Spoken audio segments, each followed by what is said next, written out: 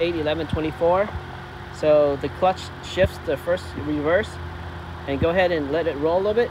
Pull up 1, 2, 3, 4, 5. The handbrakes. It should stop. Is it stopping? Go to 0 and just let it come down. And when you go up 5 times, it should stop. Okay. Go ahead, let go of the brakes. Let go of the brakes. Let it. So basically, let it roll and go click up 5 times. Let it go. Okay. Okay. So it's adjusted. Go ahead. Turn it back up now? Yeah. Straight back, okay? Don't turn.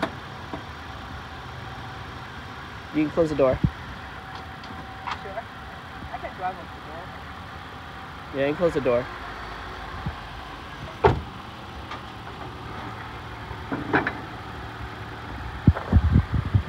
One second.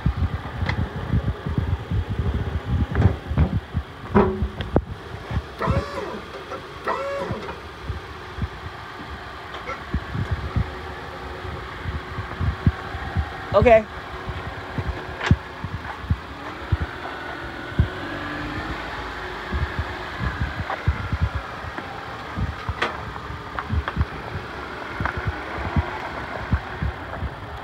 So this Accord, we changed nothing. Just drive over here. I'm gonna hose off the bay, engine bay, all that brake fluid and master cylinder brake fluid. All right. So today's 8/11/24. Things that we did to this car is we changed all 4 tires to OEM with the OEM lug nuts and center caps. We changed the brake fluid. And now we're gonna hose off.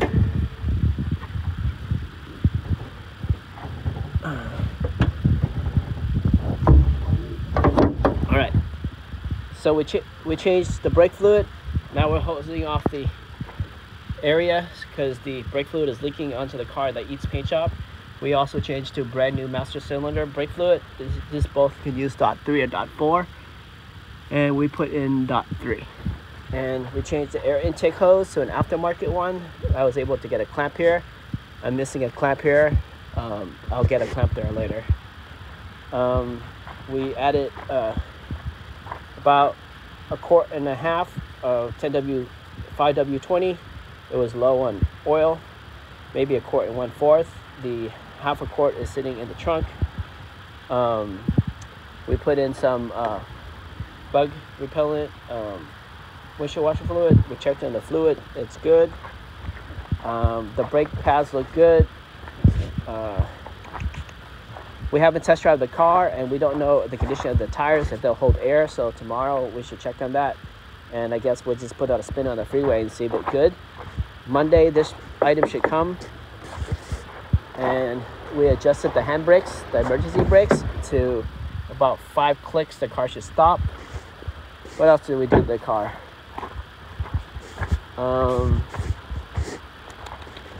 Then this car comes with some aftermarket rims. These rims look okay. A lot of meat in the front tire. The next set of tires, there's another front wheel, that's okay.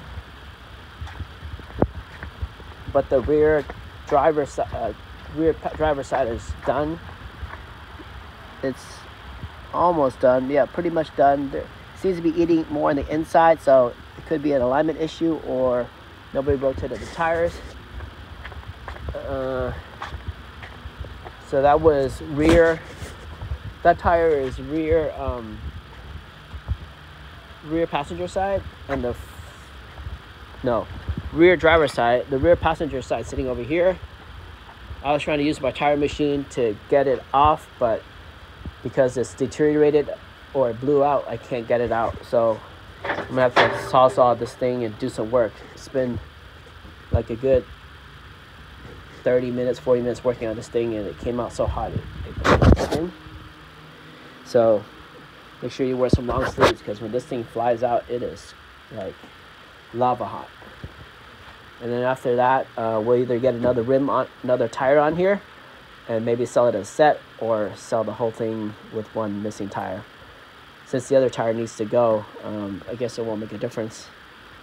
but I guess a person who wants to buy it may want it all complete. And these are 45 series tires. They drive pretty good when they were on there. 235, 45, 17, and they come up with special lug nuts. They come with these spline lug nuts. They look like that. And then missing the key. So I take 3 of them out manually, and it took too long. And so we have to get this key from the shop. It's made in China 3800-3/4 and 1316 HE. So that's the key. It looks like that. It pretty much came up with, I think, a 19mm, and the 19mm matches the car OEM. And this is the bag that came with it. So it's made by Dorman, part number 711040.1, spline drive key. I don't know how much it costs, but all the lug nuts are in there, and this works. And you need that to work with that, because these don't work with OEMs.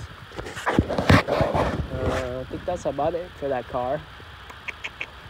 What else would I didn't check on the air filter in the car, but that's an easy change. All I can think, the exhaust. We welded the exhaust, and then we fiberglass wrapped it, and then we drove it around for a few days. We checked the leaks. There's no leaks, and the main reason why was this car came with some of these. Somebody stole the cat, and somebody had to put some metal rods in them, and they welded it along the original exhaust system. And because those metal bars are so heavy, and the exhaust system, it just like floats on rubber donuts. So those metal rods just came apart. And when they came apart, and where the weld marks is where it came apart. So these are the 2 metal rods sitting over here. So you can see that I grinded off, and whoever did this did a great job. They bended it well, they welded it well, but the only thing they didn't anticipate is the weight of this rod vibrating up and down in the exhaust system and slowly tearing these weld marks apart. And because the exhaust system is sitting on donuts, it knows how to flex, and it's not bolted to the body of the car. So whoever did this to other cars, ultimately the fates of these things are gonna cause the same issues with that Honda Accord. Whoever did this, I would go back and give them an FYI to maybe stop it, because it doesn't work. But I guess if you still have your cat, this somewhat works. It's like a catch-22 there. All right, that's my final update on this Accord. I do have to test drive it. Then there's a caveat: when you change brake fluid or master cylinder, as you pump the master cylinder, you go past this little point, and that's where it could cut the seals in there. So I could have reduced the life of the master cylinder and the slave cylinder by changing the brake fluid, but you just have to do it. And so if it goes bad, then it goes bad.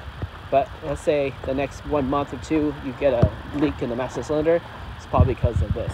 But again, you got to change your brake fluid every 5 to 10 years, mainly every 5 years, but realistically maybe every 10 years. That brake fluid on the master cylinder has been in there like all its life almost. So it's 2006, 200,000 miles, so it was real dark.